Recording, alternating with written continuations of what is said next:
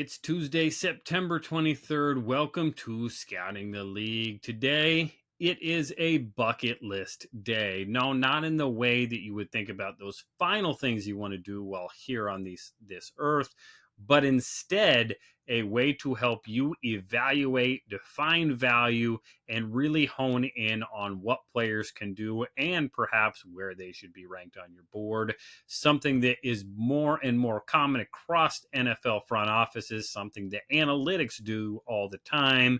We will get to all of that as we drop some players into buckets and take a look at an example here today on Scouting League. But first, let me remind you, go like, subscribe, and share this podcast wherever you are listening and watching. Our home over at profootballinsiders.com. Go check that out, as well as all the other great podcasts that are out there. They are on X at pro_FB_insiders. Make sure you give us a follow on Apple Podcasts, Spotify, or that video portion over on YouTube. Biggest thing you can do to help us out is share this with a friend. Continue to get the word out on an actual scouting podcast, not clickbait, none of that overreaction Monday, Tuesday, not the media stuff that they want to raise the red flag right away, but actual scouting insight from people who have been inside the draft room, been on the road, and been a part of the business. That is me. I am Rodrik David. At Right Step ADV is where you can find me. 6 years with the Atlanta Falcons, 6 drafts, time in the pro scouting room, time on the road in the Midwest as the Midwest area scout, getting through Big Ten country primarily, though I had a couple SEC schools in Tennessee and Kentucky and a little bit in between there. But again, my time on the road and in the building taught me a lot. Couple different systems, couple different GMs, really great insight from everything we have on here, as well as every guest we bring in. One of our regular hosts, of course, Neil Stratton. He is at Inside the League. InsideTheLeague.com is where you can find Neil.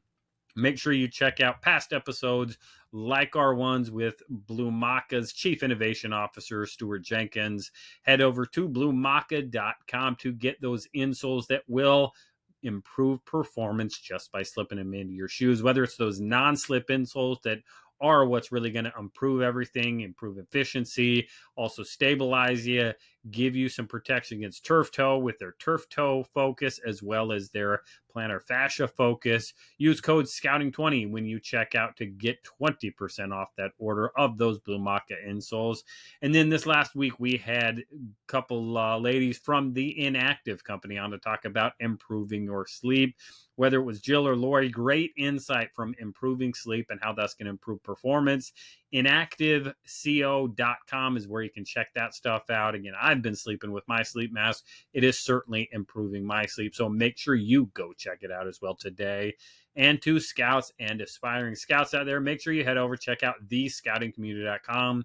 If you have questions, if you are an NFL scout, hit me up, give me a call, shoot me a text. If you don't have my number, somebody that you are on the road with or in the building with probably does, as I have contacts all over the NFL, as I am looking to help scouts in every way I can. My way to stay connected, my way on the outside, perhaps taking some bullets for you, taking some of the issues that should be more front-facing that are perhaps a little bit touchy when you are in the building. Let me handle those battles. Help me out. Let me help you out with thescoutingcommunity.com. Go sign up or hit me up with questions you have today. And aspiring scouts, as you are looking to get into an NFL front office, into a building, into personnel, into scouting, let me know. Sign up at thescoutingcommunity.com and we can start the process to make sure you will have everything set up to make sure you are ready when that time comes.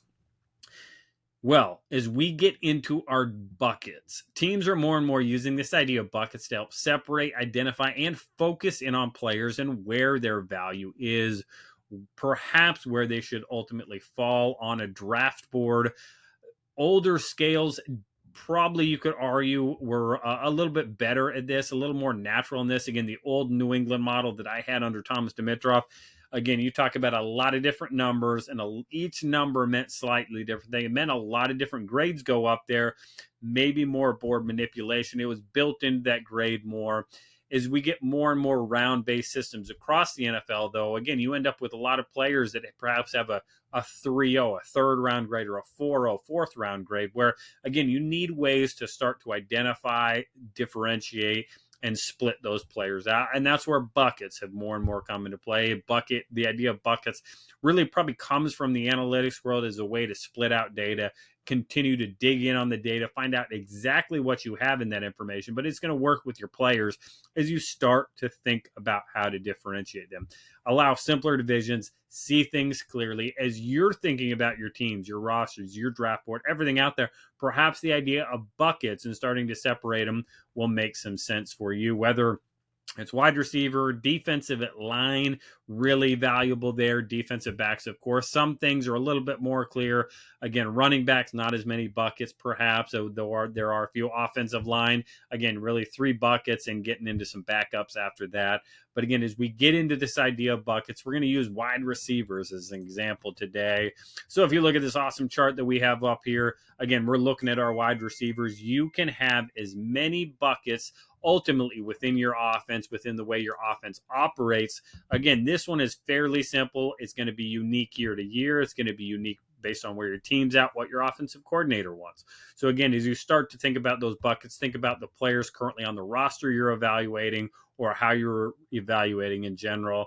Again, our guys at the top, if you're a wide receiver, you're getting that big grade. Again, a guy like coming up, again, he's not in this draft class yet. Some of the guys we've seen, again, this was a Marvin Harrison Jr., a wide receiver at the top. He can do everything. He can play wide receiver at the X, Z, or slot positions. He can do it all. Again, that's going to be Jeremiah Smith. Again, depending on how you feel about it, guys drafted in the first round, Tet McMillan, Malik Neighbors. You talk about completely different body types, but guys that you can line up in multiple spots, do multiple things. Jamar Chase, certainly one of these guys over the years that can do that. Again, you go back a few years, perhaps Calvin Ridley, a guy that I was a part of drafting in Atlanta, can certainly do all these things. Julio Jones, of course, the classic example of a guy that can do everything. He can line up in any spot. He's going to be able to find success there. As you start to want to drop these players into buckets, again, maybe they are still a first-round player. Maybe they do a lot of these things really well, but we start to think, hey, we don't want them here, or they're really going to excel there, perhaps. Again, this guy's going to be an X or a Z wide receiver. We don't want him in the slot as much the way our offense is. We want a quicker than fast guy. We want a guy that's going to be a little bit more long speed. We want a guy that's going to be a little different in the route running they do. Again, perhaps this is a guy like Tet McMillan, who, again, we're comfortable with him at X and Z, but again, in that slot, again, long, lanky, a little bit more of a long levered player. He's going to struggle to get in and out of breaks unless our offense is going to ask him to not get in and out of breaks the way you would think a traditional slot wide receiver would. Perhaps Tet McMillan falls into this. Over on the Z and slot side, again, perhaps this is where that Malik Neighbors is. Maybe he is very good as a Z and slot. We don't want him over as an X, though, where he's going to be on the line of scrimmage. Maybe a DB can get his hands on it. You think about traditionally like a Tyreek Hill is really a Z and slot wide receiver at a very good level. Again, maybe that little bit undersized, a little bit more of a speed player that functions very well out of slot. Jalen Waddle as well probably fits this category as well.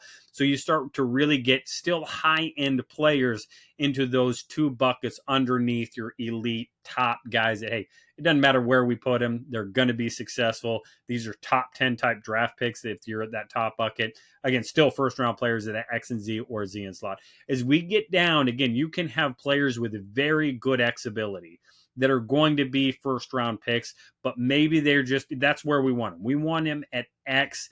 They're going to struggle a little more else. Again, A.J. Brown is certainly a guy that comes to mind for this. Again, not always going to be the fastest, and not always going to be the quickest and cleanest out of breaks. Maybe you don't want him in the slot, though he can function at a sufficient to good level there. He is going to be a very good X all day long. You're going to drop him into that bucket. You're going to feel really good about A.J. Brown as an X all day long. Again, going back a few years, perhaps this was a guy like A.J. Green. Perhaps this was a guy, again, maybe the most rare X, Calvin Johnson. Again, that is a guy that, again, his route running, you're not going to write a coaching manual on Calvin Johnson's route running.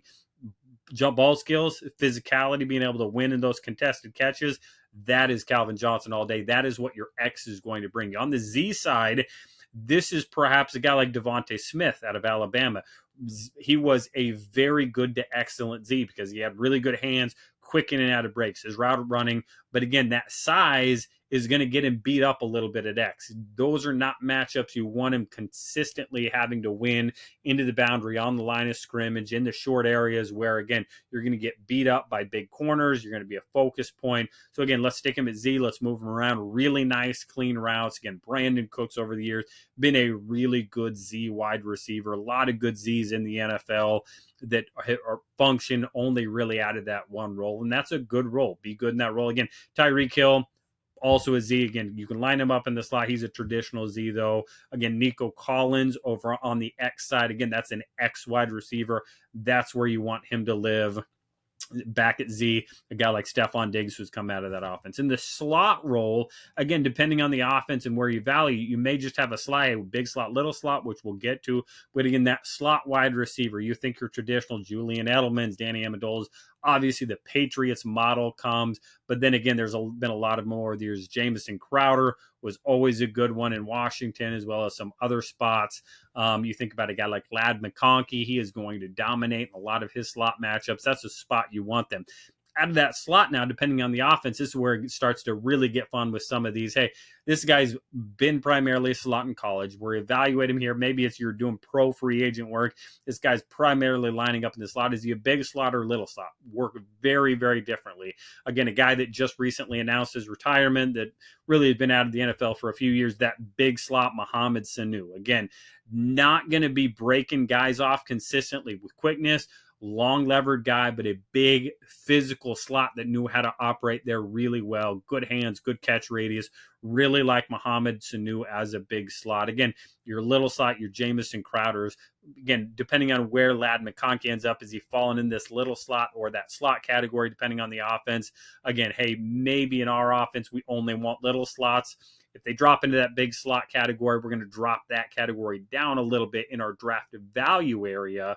But again, there's still a spot for that guy. Again, you've got other big slots that perhaps have played over the years. Again, Larry Fitzgerald, as he aged, became a very good big slot player because of the reliability of his hands.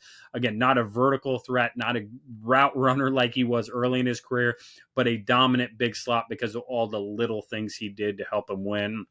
So you start to drop them into those buckets. And then after that, you start to get your gadget, your vertical guys. Again, in Atlanta, we had a ton of success with kind of our W type wide receiver, our gadget, our vertical guys, Aldrick Robinson, Marvin Hall, great assets. Again, you think about guys early in their career that continue to develop and evolve. Again, this is a Tyquan Thornton type. Hey, go run vertical. As you improve your route running and become a consistent X or Z, you're just going to take the lid off the defense. And Xavier Worthy, perhaps an Isaiah Bond, you get these straight burners, Jalen Waddle, that, hey, as everything else continues to evolve, improve, and get developed, you're going to, at minimum, be this vertical threat. Or perhaps in a different offense, this becomes your hybrid running back. A J.D. McKissick was a guy that was a part of our group that had success in Seattle and Washington as well. Again, hey, you can line up in the backfield. Antonio Gibson, a slot wide receiver at Memphis, becomes a running back, now can do a little bit of everything. Of course, Deebo Samuel is really kind of the benchmark of this. The value based on his traits now become, hey, this is something we really want in our offense. Let's move that gadget vertical guy up on our draft board because that's something we really value.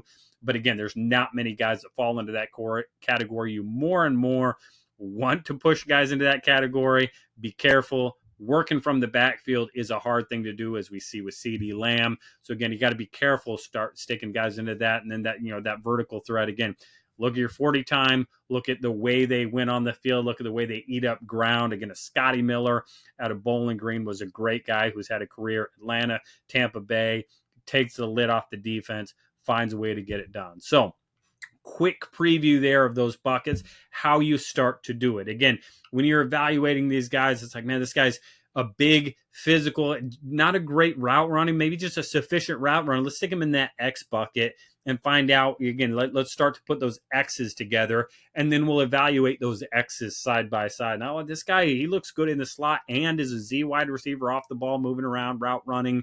Hey, let's put him in this bucket. As you go through the draft process, you start narrowing in, start ranking these guys one by one. These buckets are really going to help you define where these players are at, where you want to value these players.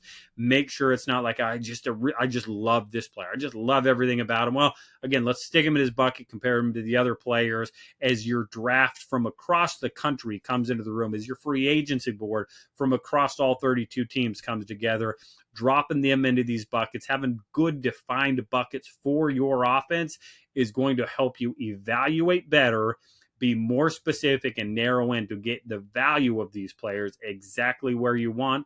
And that is going to make you a better roster, better evaluator, and ultimately a better team.